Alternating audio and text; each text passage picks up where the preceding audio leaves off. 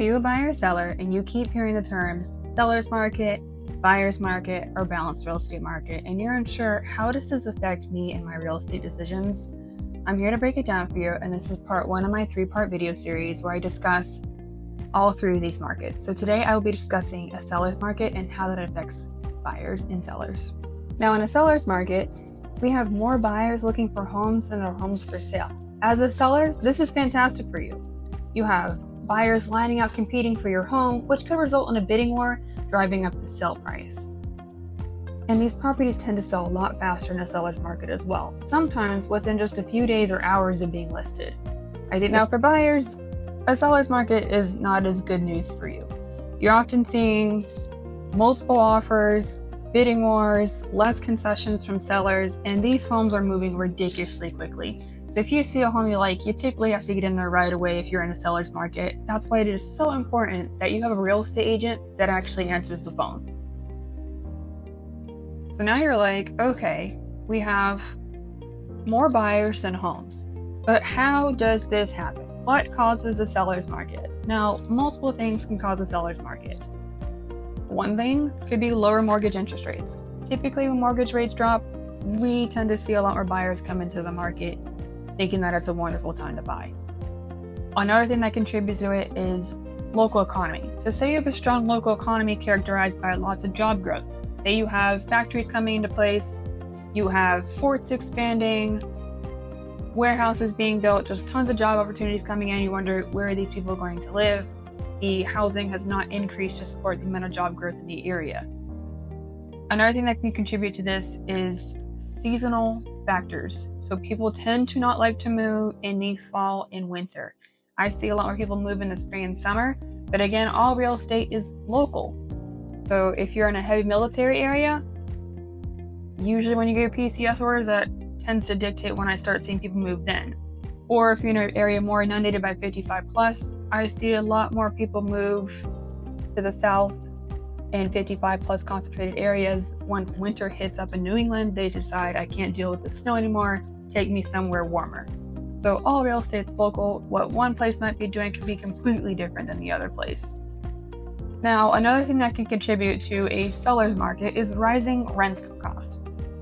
So this is not the case everywhere. In some places, it is much cheaper to rent than buy. It's a much more sound financial decision. However, there are some areas in which your rental prices are steeply increasing and they start to mirror or look very similar to what it would cost to own your own home.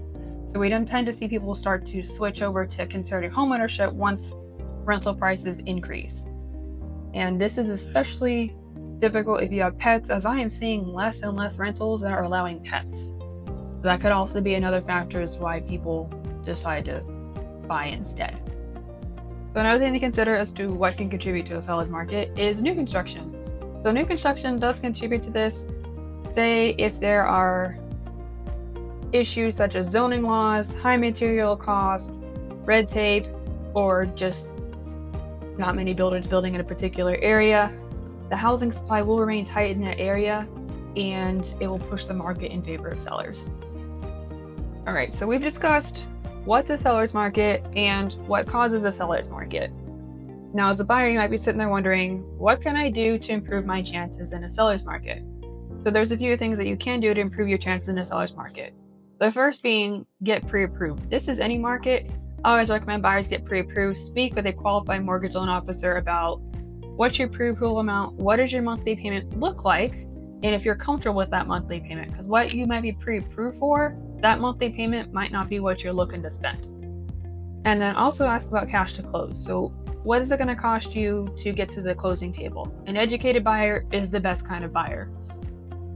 The next thing you can do is submit a strong competitive offer. So what I mean by strong competitive offer is it's clean. You don't really have that many stipulations. You're at asking price or above. If you're looking to lowball in this market, we don't really see it happen in a seller's market. The easiest way you can improve your offer is being flexible with the closing timeline. So oftentimes in a seller's market, the agents are asking, hey, what day does your seller want to close? And we'll see if we can make that happen. That is one of the easiest, less painful ways to make your offer stronger in this market. Acting quickly is also key in a seller's market. These homes tend to sell quickly, so if your search is set up to automatic where you get emails as soon as listing agents post listings, that is especially important. You want to see these homes that match your criteria right away, as they do move quicker. And having a real estate agent that answers the phone and answers your questions right away in this market, I mean, it's all about speed in this market. Another way you can improve your offer is to increase your earnest money deposit. Now, keep in mind, your earnest money deposit is your skin in the game. I have another video that I'll be posting soon about what an earnest money deposit is, but increasing that often shows sellers that you are more serious about buying this home. Now, these are two additional things that we typically see in sellers markets to improve buyers' chances.